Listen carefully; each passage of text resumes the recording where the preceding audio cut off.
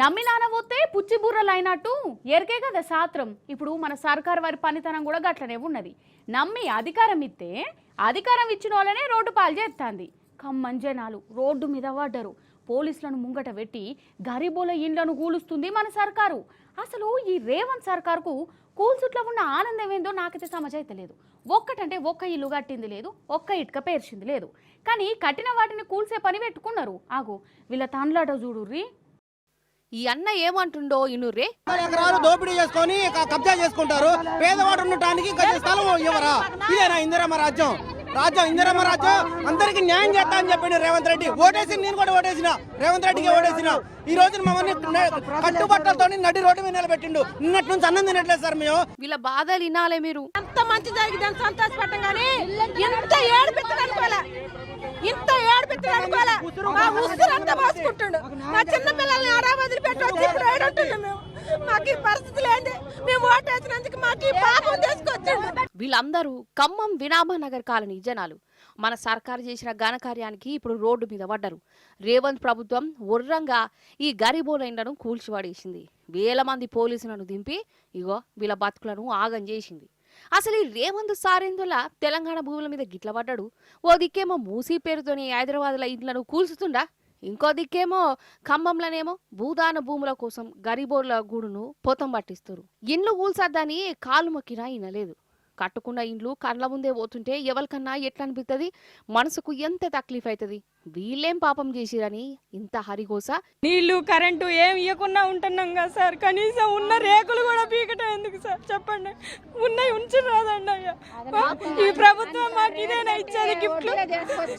ఒక్క హోటల్లో పనులు చేసుకొని బతుకుతాను. ఆ గుట్ట మీదకి వచ్చిన నీళ్లు లేకపోతే అలాంటి బోర్లు ఉన్న వాళ్ళు బతులాడితే ఇచ్చుకుంటున్నాను. ఎంత గోస నిన్న నుండి నరక యాతన పడుతున్నాను సార్. 8 సంవత్సరాలు సార్ మేము ఉండబట్టి. ఇప్పుడు కూల్చివేతప్పుడు మాత్రం మాకు ఎటువంటి ఇన్ఫర్మేషన్ లేకుండా, మాకు నోటీసులు లేకుండా నిన్నటికి నిన్ననే మమ్మల్ని కూల్చేయమని చెప్పారు. సామాన్ తీసుకొచ్చారు మున్సిపాలిటీ ఆఫీసులు, దాంట్లో వేసి తీసుకొచ్చాడు వేసారు సార్. బువ్వ లేదు, నీళ్ళు లేవు, పిల్లలతోటి ఏడ్చుకుంటూ కూర్చున్నాం అండి. సంవత్సరం నుంచి కరెంట్ లేదు, అట్టేం పడుకుంటూ ఉంటాను అండి దోమలల్లా. ఏమీ చెప్పలే. అకస్మాత్తుగా వచ్చారు, బొచ్చలు బయట వేసారు మున్సిపాలిటీ. ఏంటంటే తీయండి చుట్టూ ఏదన్నా మా చుట్టూ పోలీసు వాళ్ళు గుమ్మగూడిర్రు అంటే వాళ్ళు దాన్ని ఎట్టెట్టుర్రు. ఈ సొమ్ము బాయే శని పట్టినట్టుండే. అది తీసే చూడలేతే ఫస్ట్ మేము 8 సంవత్సరాలు 2014 నుంచి ఏడున్నప్పుడు ఆ రోజే వచ్చి మమ్మల్ని ఇది మీ భూమి కాదమ్మా, మీకు అధికారం లేదని ఆ రోజే తీసేయాలి. ఇన్ని సంవత్సరాలు ఉన్నాక ఇప్పుడు తీసే అవసరం ఏంటి? ఇండ్లు పోయినోళ్ళు రోడ్డు మీద ధర్నాకు దిగిరు. కథమిగా పోలీసులు లాఠీలకు పని చెప్పారు. ఆడోళ్ళని చూడకుండా ఈడ్చుకోబోయారు. జిల్లాలో 3 మంత్రులున్నారు. కానీ ఏం ఫైదా?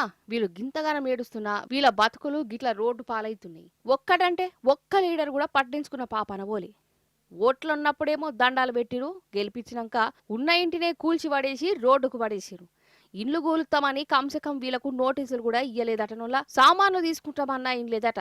ఇదెక్కడి రీతి, ఇదేం రివాజు? ఇగో గిట్లనే కూపన్ కత్తురు వినోబా కాలనీ జనాలు. నిన్న మా ఇల్లు కూలగొట్టారు సార్. ఈ ప్రభుత్వం మాకేమన్నా న్యాయం చేస్తుందని నన్ను రోడ్డు ఎక్కితే ఈ పోలీసు వాళ్ళు మా మీద దౌర్జన్యం చేస్తున్నారు సార్. మాకు నిల్వ నీడ లేకుండా కట్టుకున్న గూడును కూలేసి ఏం లేకుండా చేసి మేము ప్రభుత్వాన్ని ప్రశ్నించాలని రోడ్డు ఎక్కితే మమ్మల్ని రోడ్డు బ్యాన్ చేసి ఈ పోలీసు వాళ్ళు మమ్మల్ని దౌర్జన్యంగా కొడుతున్నారు సార్. మాకేనా ఇల్లు చెప్పకుండా కూలగొట్టారు సారు. సామాన్లు పైన ఏమి లేవు సార్. 3 రోజులు తిండి తిప్పలు లేకుండా మమ్మల్ని రాసి ఇల్లు ఇస్తామని చెప్పి తెచ్చాడు పడేసేస్తారు. మా పిల్లలు రోడ్డు మీద, మేము రోడ్డు మీదనే ఉన్నాం సార్. మాకు ఇల్లు ఎక్కడ వేస్తారు, వీళ్ళు చెక్ చేసుకుని వస్తే ఉండాలా? మాకు ఇల్లు తీసుకుపోతారు సార్. ఒక్కొక్కరు తీసుకుపోతారు సార్. ఏ రేవంత్ రెడ్డి రాలేదు, చేసి నడిచినట్టు రాలేదు, కూడా రాలేదు సార్. మా బాధలు ఎవరు చూస్తాడు సార్? మేము ఇలా రోడ్డు ఎక్కుతాం, పోలీసు లాఠీ చార్జ్ చేయడానికి సిద్ధపడుతున్నారు సార్. ఇవాళ కూలి చేసుకుంటారు చాలు, పిల్లలకి రోడ్డు మీద ఉంటారు. అసలు మమ్మల్ని ఆడ తీసుకెళ్ళి చంపేమనండి సార్. 3 మంత్రులు ఉన్నాడు, ఏ ఒక్క మంత్రి కూడా ఇంకా జరుగుతున్నారు. కనీసం వీళ్ళ బాధ ఏంటని రాలేదు సార్. ఓట్లప్పుడైతే అడుక్కోవడానికి వస్తారు సార్. పల్లెమండ మొత్తం నాది. పుణ్యానికి వచ్చిన పోయి మాకు అదే వాడు సంపాదించుకొచ్చిన పోయి వాడు కష్టపడ్డ